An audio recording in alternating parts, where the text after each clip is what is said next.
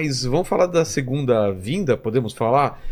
Porque o próprio Jesus falou da segunda vinda. Quem mais falou sobre a segunda vinda? Olha, todos os apóstolos falam da segunda vinda. Pedro fala muito da segunda vinda. Paulo fala muito da segunda vinda. João escreveu o Apocalipse. Exato. Fala da segunda vinda. Gente, se você eliminar o aspecto profético da Bíblia, você tira 40% da Bíblia. Jesus falou muito sobre a segunda vinda. Então, tem muita gente... É importante você explicar isso, ô Vilela. Eu acho bacana a tua pergunta. Porque tem gente que fala, não, vamos falar só da salvação, porque falar da segunda vinda a gente não entende muito, não sabe quando é. Mas eu te pergunto uma coisa, você está assistindo uma novela. Você gostaria de parar no meio da novela e não ver o fim? É claro que não. Um filme. Jesus, quando ele morreu e ressuscitou, todo o discurso dele... Não era o fim. Não era o fim. Todo o discurso dele é, eu vou voltar. E aí, não só quando ele morreu e ressuscitou, antes disso, ele já falava. Mas ali ele deixa claro que ele vai voltar. Entendeu? Lá em Mateus 24, 25, no chamado sermão profético, as últimas palavras de Jesus foi sobre a volta dele. Ele fala, assim como o relâmpago que sai do Oriente e vai para o Ocidente, assim há de ser a vinda do Filho do Homem. Ele promete que ele vai voltar. Lá em João capítulo 14, está na ceia, né? Na última ceia, você deve ter ido lá no cenáculo, lá em Jerusalém. Será? No Monte Sião, deve ter ido. Ah, sim, Monte Sião. Perto ali do túmulo de Davi, Tá. sabe? Em cima, você deve ter subido ali, né? Aquele lugar onde tradicionalmente dizem que é tanto a última ceia como o lugar onde desceu o Espírito Santo. Que era uma casa que foi emprestada por um amigo de Jesus. Ele era provavelmente um essênio. E o bairro dos essênios era ali o Monte Sião. Bom, por que eu estou dizendo isso? Alguma coisa eu ia falar que me fugiu. Hoje eu me acabei... O que você perguntou mesmo, Du? Eu perguntei dos sinais, né? Quem falou... Não, mas o que eu você queria falou dizer... dos apóstolos que já estavam avisando. Então, Aí falou da Santa Ceia, que foi nesse local. bom, Monte Sião. Jesus ele deixa claro que ele vai voltar. Por exemplo, lá no Monte das Oliveiras, quando ele começa a subir, os discípulos começam a ficar assim maravilhados. O anjo fala para eles, por que vocês estão assim tão maravilhados? Da mesma maneira que vocês estão vendo ele subir, ele vai descer aqui. Então está falando da volta dele. Então, Jesus, ele deixa claro que... lembrei. Obrigado, meu Deus. Porque era um argumento tão importante, ele fugiu, né? Tem que ficar um pouco mais atento, que às vezes eu estou perdendo aqui.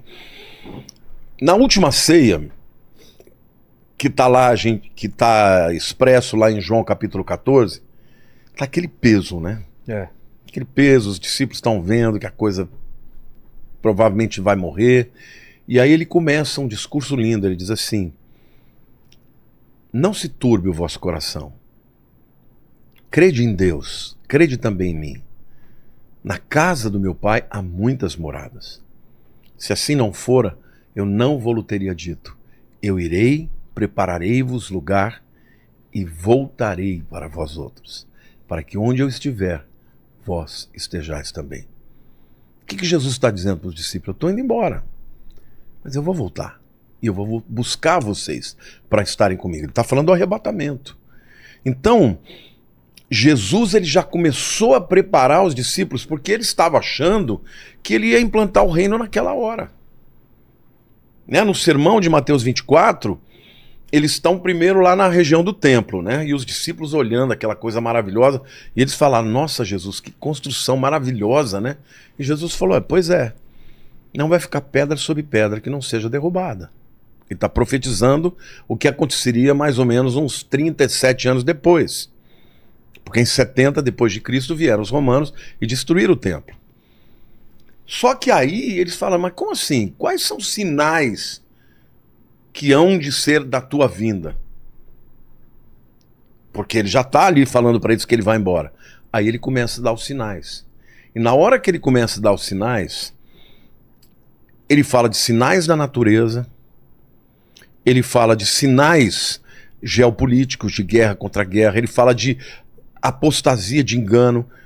Cuidado, vede que ninguém vos engane, porque virão muitos em meu nome dizendo eu sou o Cristo. Entendeu? Ele começa a dar os sinais, e Vilela, hoje nós estamos vivendo numa época em que tudo está acontecendo. Quero até permitir aqui esse espaço e dizer que no dia 16 de outubro eu vou dar uma aula grátis no meu canal do YouTube, Lamartine Pozzella. É uma masterclass, a aula mais completa que eu já fiz. Eu contratei um cineasta para fazer, é uma coisa extraordinária. Sobre as 7 tendências que nós temos no fim dos tempos. E detalhe, sempre houve esses sinais. Algumas vezes tinham mais uns do que outros. Agora está tudo acontecendo junto.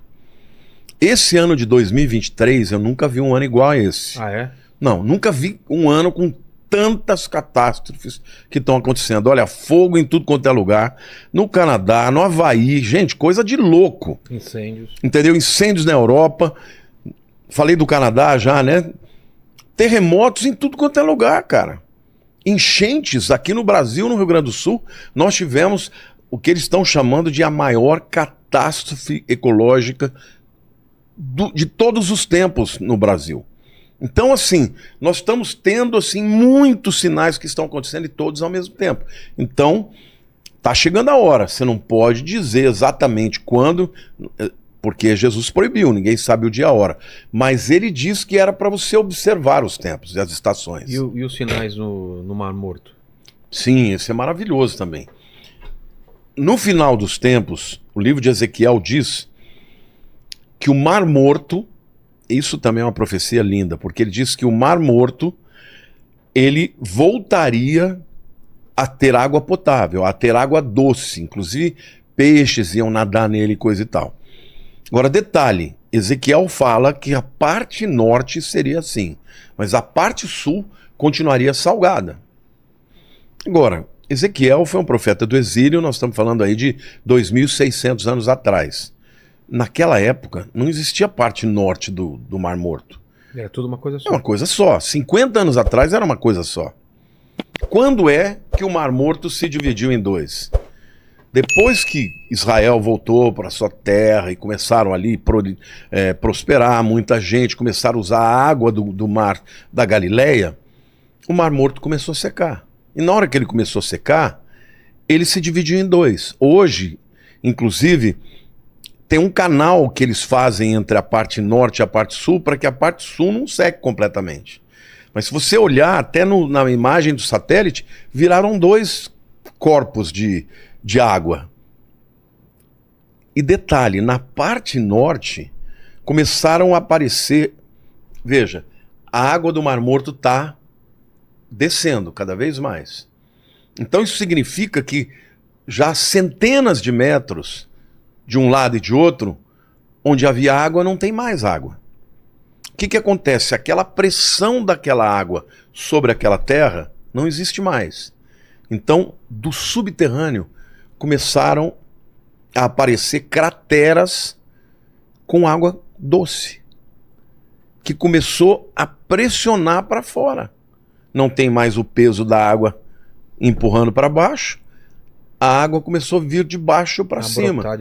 Hoje já tem mais de 9.000 crateras, chamadas de bolaines. Essas crateras de água doce, algumas são gigantescas, já tem peixes nadando. Então, a profecia começou a se cumprir. Ainda diz lá no livro de Ezequiel que águas que correm debaixo do trono, provavelmente da fonte de Gihon, quando houver o terremoto que Cristo descer, vai descer pelo Vale de Cedron, como diz Ezequiel, e vai entrar pela parte noroeste do Mar Morto e a água vai ficar doce. E ali vai ter nas margens, vegetação, árvores. Hoje, nós estávamos agora em Israel, o ônibus parou, tinha famílias de viadinhos comendo ali, já está aparecendo vida ali num lugar que era totalmente desértico. Então, assim, as profecias começaram a dar sinal. Sem contar as outras do ponto de vista geopolítico. Por exemplo, a guerra... Por exemplo, O livro de Ezequiel é lindo, né? No capítulo 36, Deus fala que vai trazer o povo de Israel de todas as nações da terra de volta para sua terra. Detalhe, ele não pode estar falando do exílio babilônico, que aconteceu aí no 6º século antes de Cristo. Por quê? Porque ele está falando que ia trazer o povo de volta de todas as nações. Então ele estava falando do exílio que aconteceu no ano 70 e depois no ano 135, quando o imperador Adriano expulsou os judeus e eles não puderam mais ficar na terra. Deus está falando, eu vou trazer o povo judeu de todas as terras de volta para minha terra. E eles nunca mais vão sair de lá. Então, em 1948, se cumpriu essa profecia. Muita gente dava risada, dizendo, impossível, isso nunca vai acontecer. 37, Ezequiel tem a visão do vale de ossos secos. Deus leva Ezequiel numa visão para um vale terrível, seco, cheio de ossos. E Deus fala para ele, Ezequiel, o que você está vendo? Um vale de ossos sequíssimos. Eles podem reviver? Ezequiel falou, Senhor, tu sabes.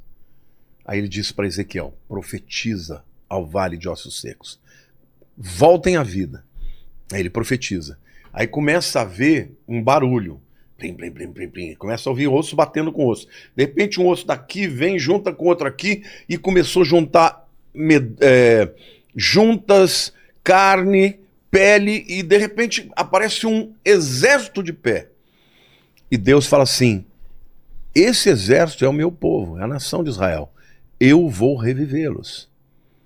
Agora, detalhe, o que aconteceu na época do Holocausto? 6 milhões de judeus foram mortos. E como eles eram encontrados muitas vezes em valas de ossos secos. Essa visão de Ezequiel 37 é a visão do Holocausto. Por causa do Holocausto, por causa do vale de ossos secos, o mundo ficou abismado. O mundo falou, meu Deus, não pode acontecer isso de novo.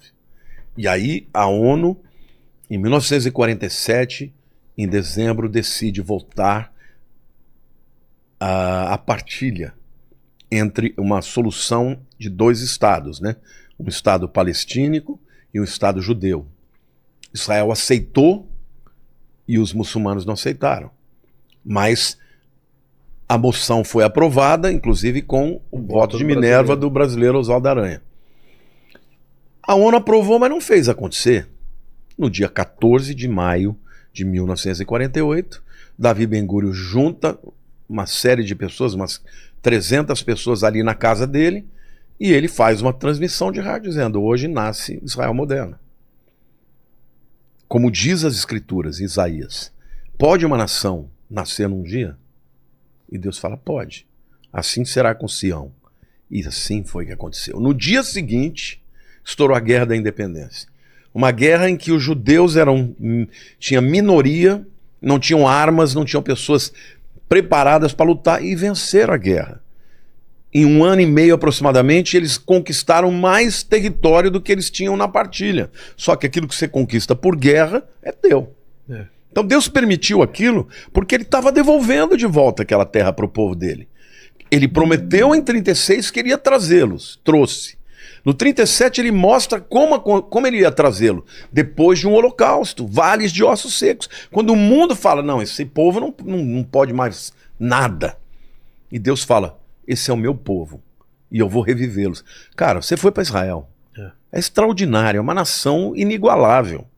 Uma inigualável, tudo aquilo que você vê no deserto, sabe, florescendo, plantações. Tem profecia dizendo que o deserto iria florescer.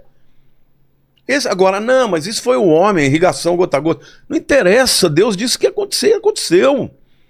Agora vem o 38 e fala de Gog e Magog. Que é, se você pega lá, todas aquelas nações que virão contra Israel, que vão atacar Israel, são as nações que estão aí.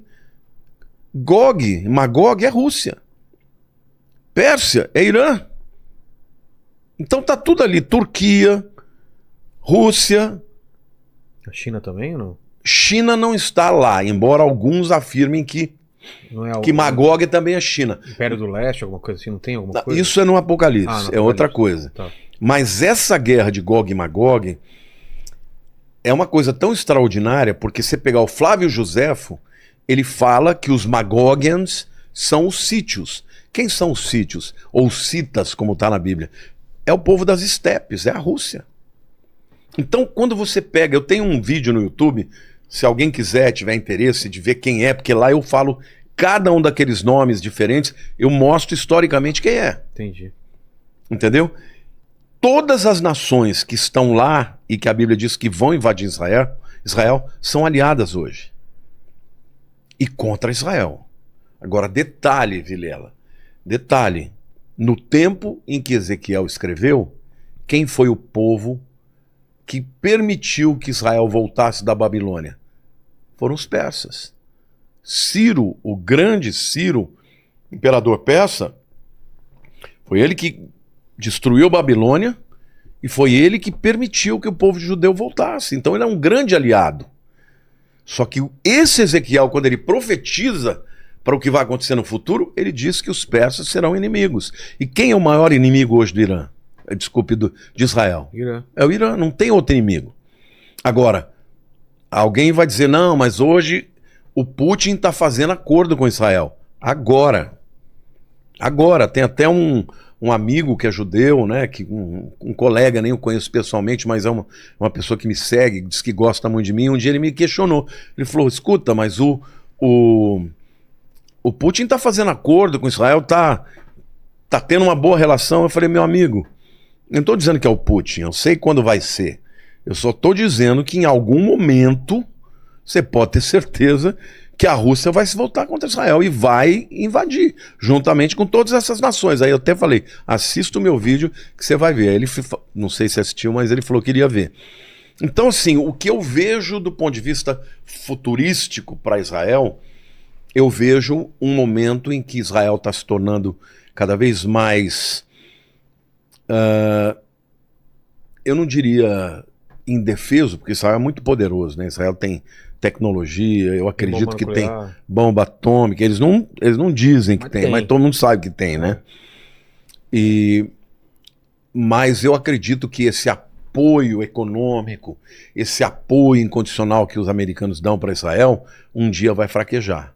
Porque quem vai dar a vitória para Israel, segundo Ezequiel 38, é o próprio Deus. E vai ser uma vitória cachapante, vai ser uma vitória extraordinária.